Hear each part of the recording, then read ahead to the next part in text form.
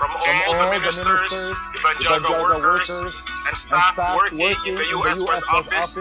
We greet our Executive Minister, Happy 111th anniversary po mga kapatid sa buong mundo.